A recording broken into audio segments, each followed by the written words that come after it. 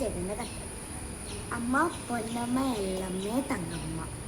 പ്രിയ DCL കൂട്ടുകാരി, 2026 July 19 New York സിറ്റിയിലെ New Jersey stadium ഇളകിമറിയുകയാണ്.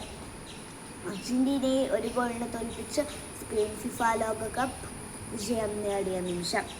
Spain ടീമിൻ്റെ ആരാധകരുടെ വിജയവാരങ്ങളും അർജന്റീനയുടെ മെസ്സി ഫാൻസിൻ്റെയും അർത്ഥനാദങ്ങൾക്കുമിടയിലൂടെ തനിക്ക് കിട്ടിയ സ്വർണ്ണ മെഡലും കയ്യിലുയർത്തി ഗാലറിയിലേക്ക് നോക്കിക്കൊണ്ട് ഗ്രൗണ്ടിൻ്റെ അരികിലൂടെ ഒരാൾ ഓടുകയാണ്. അയാളുടെ പേരാണ് നിക്കോ വില്യംസ്. ആഫ്രിക്കൻ വംശജനായ സ്പാനിഷ് ഫുട്ബോൾ ടീം അംഗം. കഴിഞ്ഞ ജൂലൈ 12 24ാം പിറന്നാൾ ആഘോഷിച്ചവൻ. മകനെ എന്ന വിളിയുമായി ഗാലറിയിൽ നിന്നും ഇരുകൈകളും നീട്ടിയിരുന്ന മരിയ ആർതർ എന്ന അവൻ്റെ അമ്മയെ കണ്ടതും ഈറ നനഞ്ഞ മിഴികളോടെ നിക്കോ തൻ്റെ മെഡൽ അമ്മയുടെ കഴുത്തിൽ ചാട്ടി.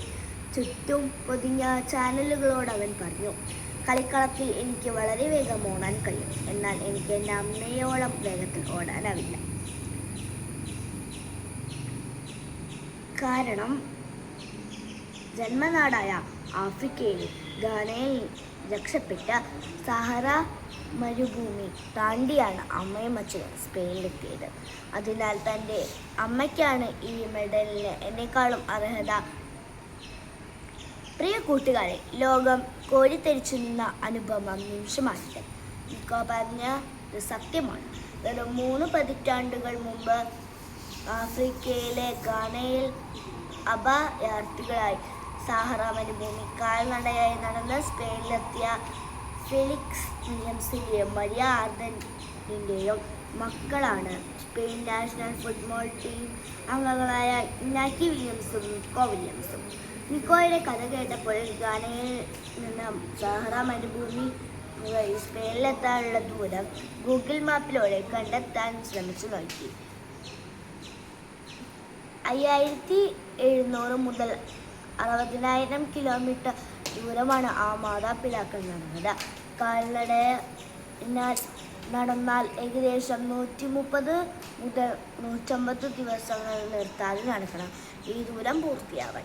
ഒരു പക്ഷേ അവർ ഗാനയിൽ നിന്നും അൾജീരിയയിലൂടെ സഹാറ കടന്ന് ഓറാനിൽ നിന്ന് കപ്പൽ കയറി അലിക്കാൻ്റെ തീരത്തിറങ്ങി ആഗോസ്റ്റിലൂടെ സ്പെയിനിലെത്തിയിട്ടുണ്ട്.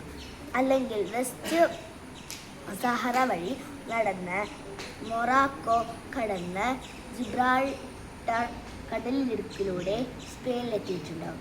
കൂട്ടുകാരി, നിങ്ങൾ ഇന്നിലേക്ക് നിങ്ങളുടെ മാതാപിതാക്കൾ നടന്നു ചേർത്ത ഇന്നലകൾ എത്രയെന്ന് എത്ര പേർക്കറിയാം?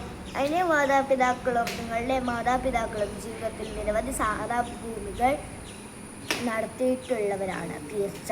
ആഫ്രിക്കയിലെ സഹാറ മരുഭൂമിയിൽ പകൽ പലപ്പോഴും 60 ഡിഗ്രിയാണ് ചൂട്. ചുട്ടുപൊള്ളുന്ന മണൽപ്പാരപ്പിലൂടെ കൊടിയ വിശപ്പും ദാഹവും സഹിച്ച് എത്തിച്ചേരുന്ന കാനാൻ നാട്ടിൽ തേനും പാലും ഒഴുകണേ എന്ന് ഓരോ കിതപ്പിലും പ്രാർത്ഥിച്ച വിയർത്തൊലിച്ചു നടന്നത് നിക്കോയുടെ മാതാപിതാക്കൾ മാത്രമല്ല, നമ്മുടെയും മാതാപിതാക്കളാണ്.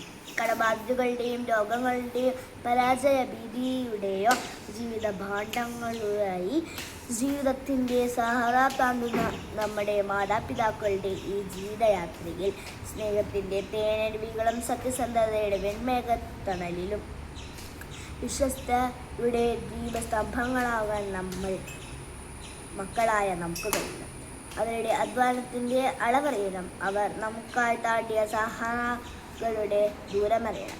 അപ്പോൾ എൻ്റെ അമ്മയോളം വരില്ല ഈ പൊന്നിൻ്റെ മെഡൽ എന്ന് തിരിച്ചറിഞ്ഞ നിക്കോയെപ്പോലെ നമ്മുടെയും കഠിനാധ്വാനത്തിൻ്റെയും സ്ഥിര പരിശ്രമത്തിൻ്റെയും വേർപ്പുതുള്ളികൾ പതിച്ച ജീവിതമാകുന്ന മെഡൽ ഉയർത്തി നമുക്കും പറയാൻ കഴിയും, അമ്മ പൊന്നമ്മയല്ലമ്മേ തങ്കമ്മയാണ്.